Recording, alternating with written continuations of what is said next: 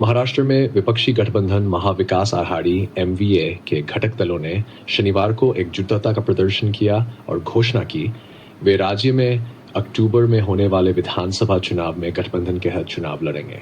शिवसेना के नेता और पूर्व मुख्यमंत्री उद्धव ठाकरे ने कहा, महाविकास आघाड़ी के लिए लोकसभा चुनाव में जीत अंत नहीं है, ये शुरुआत है। हमारा गठबंधन राज्य में विधानसभा चुनाव भी जीतेगा। राज्य के लोगों ने भाजपा की अजेयता के मिथक को कैसे झूठा साबित किया है, यह दिखाया। एमवीए में और अधिक साझेदारों के लिए स्थान होने की संभावना के बारे में उन्होंने कहा कि यदि कोई और शामिल होना चाहता है तो उस पर विचार किया जाएगा। ऐसी साझेदारी बिना किसी खींचातानी के होगी, उन्होंने कहा। ठाकरे ने कहा, जो लोग हमें छोड़कर गए थे और अब वापस आना चाहते हैं, उन्हें बिल्कुल भी वापस नहीं लिया जाएगा। वे अपने सहयोगी राष्ट्रवादी कांग्रेस पार्टी एसपी अध्यक्ष शरद पवार और कांग्रेस के पृथ्वीराज चौहान के साथ एक संयुक्त प्रेस कॉन्फ्रेंस संबोधित कर रहे थे। लोकसभा चुनाव परिणामों के बारे में ठाकरे ने कहा कि इंडिया ब्लॉक ने मोदी सरकार को एनडीए सरकार के रूप में पुनः आकार देने में सफलता हासिल की है।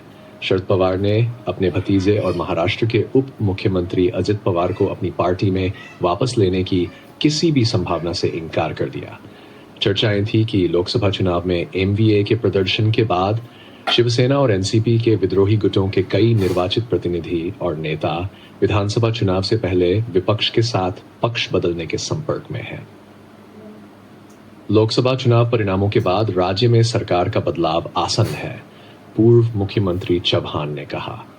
एमवीए सहयोगियों के बीच सीट बंटवारे के समीकरण के बारे में पूछे जाने पर चौहान ने कहा, सीट बंटवारे पर प्रारंभिक चर्चा शुरू हो गई है। हम प्रत्येक विधानसभा सीट को देखेंगे और उसी के अनुसार निर्णय करेंगे। आपकी जिंदगी में क्या अंतर होता अगर आपको बिना किसी शक के पता होता कि आप अपने दिल की हर इच्छा पूरी कर सकते हैं? अगर आप चाहे तो अपनी नोटबुक में कुछ टिप्पणियां लिखें।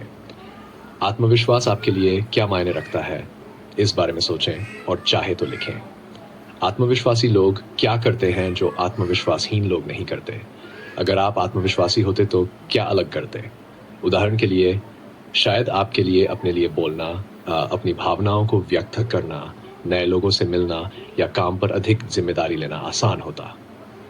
अपने बारे में 3 मान्यताएं लिखें जो आपकी आत्मविश्वास को सीमित कर सकती है। अब 3 ऐसी मान्यताएं सोचें जिन्हें आप रखना चाहेंगे। ऐसी मान्यताएं जो आपको सशक्त बनाएंगी और आत्मविश्वास दिलाएंगी। सीमित करने वाली मान्यताओं को काट दें और उनकी जगह इन सशक्त मान्यताओं को लिखें। इन नई मान्यताओं को सच करने के लिए आपको क्या करना होगा?